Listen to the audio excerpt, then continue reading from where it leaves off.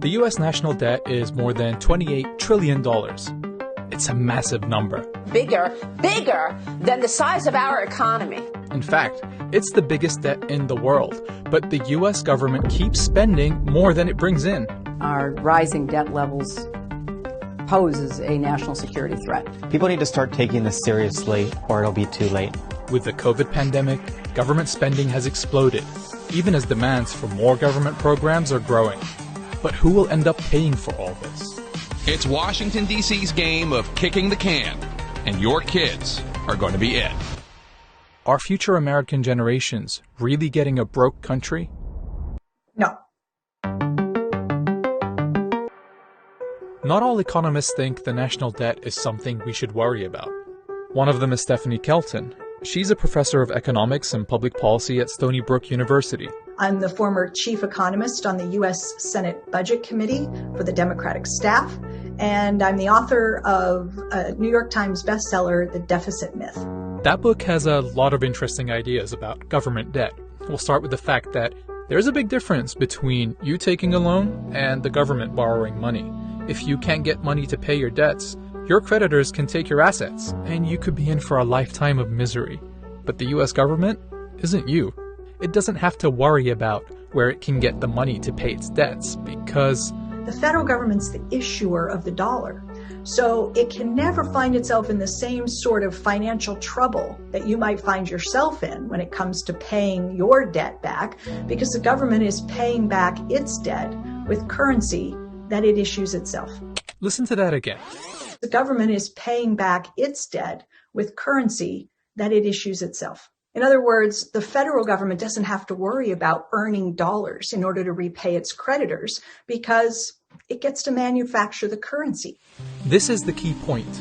The U.S. government can make more money whenever it wants to pay for whatever it wants to, including its debts. That means that not only can the U.S. federal government never go broke, it doesn't need to borrow money from anyone else. If you stop and think about it and you say, if you could issue something, like the U.S. dollar, and it could only come from you, would you ever feel the need to go get it and borrow it from anyone else? Okay, now we've established that the federal government makes U.S. dollars so it can never run out of them, and that's how it can always pay its debts, and that's why it never has to borrow from anyone else.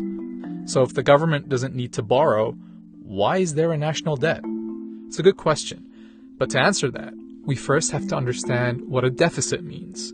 Imagine that the government spends $100 into the economy, but it only taxes $90 back out. We label that a government deficit, but what we have to remember is if they put 100 in and only subtract 90 back out, what they're really doing is depositing $10 into some part of our economy.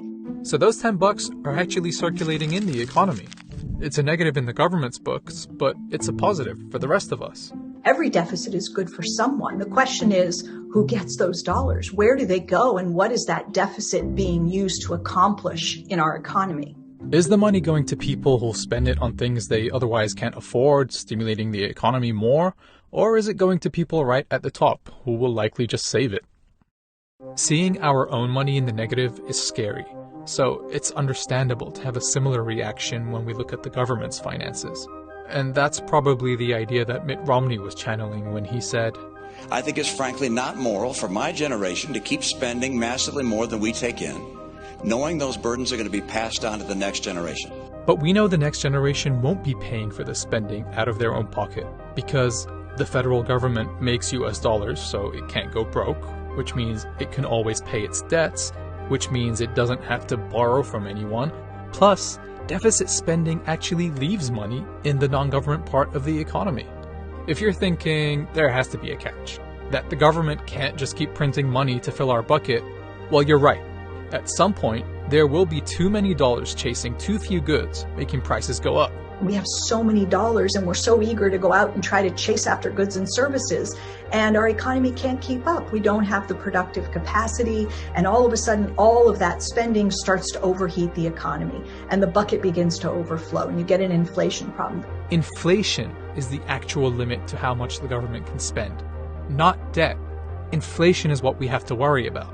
Now, to counter inflation, the government can try to reduce demand by making it more expensive to borrow money. It can also siphon back some of that excess money by taxing it. But what if we made our bucket bigger to fit more money? If the government is spending on things like infrastructure and education and R&D, research and development, these are the kinds of things that increase productivity and increase the economy's potential output so that you actually end up with a bigger bucket over time. So now that we know that a deficit isn't necessarily a bad thing, and the US government can always make money, it's time to answer that earlier question. Why is there a national debt? The truth is, there isn't. As Professor Kelton explains, what we call the national debt is just the total account of all the money the government has spent over the years minus all the money the government has taxed back. Even if the government has spent more than it's collected, it doesn't have to pay anyone back for the difference. But what about when people say things like, the US owes China? Well, investors, including foreign governments, buy bonds issued by the US Treasury. The return on these investments is virtually guaranteed because the US can always create the money to pay. So there's no danger of a foreign army showing up to repossess the White House. Understanding that the US government can never run out of money and can continue deficit spending as long as inflation is kept under control means big policy ideas like universal healthcare, a Green New Deal, or student debt forgiveness might pay for themselves by keeping more money in the hands of consumers, employing more workers, and expanding the country's infrastructure. That's what happened after World War II when huge government investment led to the expansion of the middle class. But for decades now, people have been told a different story. If the state wishes to spend more, it can do so only by borrowing your savings or by taxing you more. And it's no good thinking that someone else will pay. That someone else is you.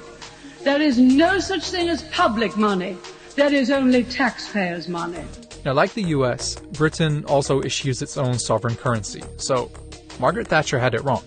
When the government wants to spend, that money is made instantly. It doesn't wait for taxes. We saw that recently when the US Congress wrote trillions of dollars into existence by passing major COVID relief bills without raising taxes. So the obvious question now is, why do we pay taxes at all? Well, we pay local taxes because local governments do need revenue. They can't make money like the federal government can. And we've already seen that the federal government can use taxes as a tool to control inflation. Taxes can also be used as incentives. For example, if the government wants people to stop buying gas-powered vehicles, it could offer tax breaks on electric cars. Taxes can alter wealth distribution, spreading wealth among the population, or as the 2017 Trump tax cuts did, further concentrate wealth among a tiny slice of the population.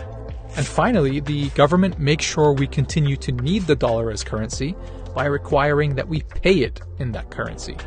You and your friends could agree to start paying each other in Bitcoin or euros or even chocolate bars, but you'll still need the dollar to pay the US government. A deficit doesn't mean the country is broke. Your kids won't have to pay back the national debt. Understanding this fundamentally changes our perception of what's possible. The US has been deficit spending for decades. As long as inflation is kept under control, there's no reason it shouldn't keep doing so. The government has been running deficits virtually my entire lifetime, and I'm older than I look. And that's not to suggest that all of those deficits and everything that was done to create and sustain those deficits improved life materially for the broader society. But of course, there were times when government deficits became very large and sustained, and material improvements were made.